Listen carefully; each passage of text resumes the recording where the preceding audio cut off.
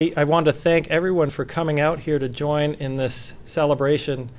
First of all, in a major acquisition for our museum, the first laser in Canada that was lit up, as Alex will tell us, in January 1961. And tonight I'd like to recount how the laser was created in Canada. The time is January 21st, 1961. Boris and I had just received prepared ruby rods from our optical shop and thought that this would be a good time to test our laser system.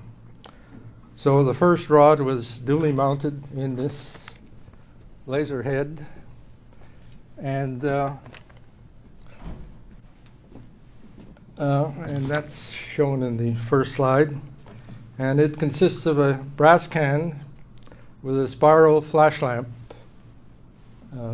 mounted in it, and along the axis is a ruby rod with one end fully silvered and the other partially silvered to let the light through.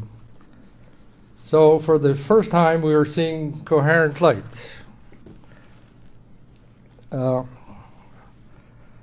the layman on the street, this demonstration would probably not be impressive, but to scientists it was awesome.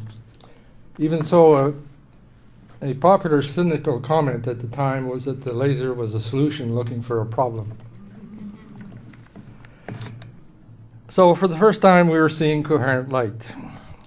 What this means is light of one frequency and a highly collimated beam. In audio terms, this is like the difference between noise and a pure tone. And the collimation property means that the beam can be focused to a small spot, giving us, for example, CDs and DVDs, and allowing coupling into a fiber, which then gives us the internet. What's an attosecond? One way to visualize an attosecond: if you could travel at the speed of light, you would circumnavigate the Earth 10 times in 1 second. So traveling at the speed of light in 1 attosecond, you could only circumnavigate an atom.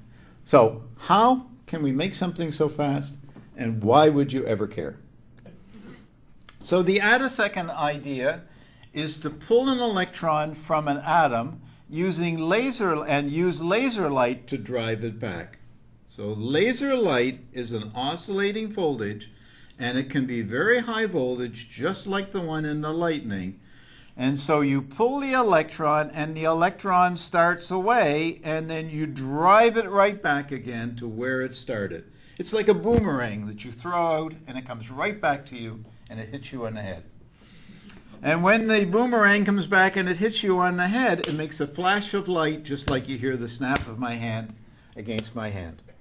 Well, I would say, in summary, the laser is 50 years old. There's the first laser. There's maybe the second laser. It's probably very close to the second laser. You may well know it is or not. It's probably very close. Of course, we've come a huge distance from then. Fiber optical communications is everywhere. CD players, of course, is everywhere. We've now learned to measure and control electrons on their natural time scale. Who would have guessed we could do all of these things? And can you imagine what the next 50 years will bring? So thank you very much.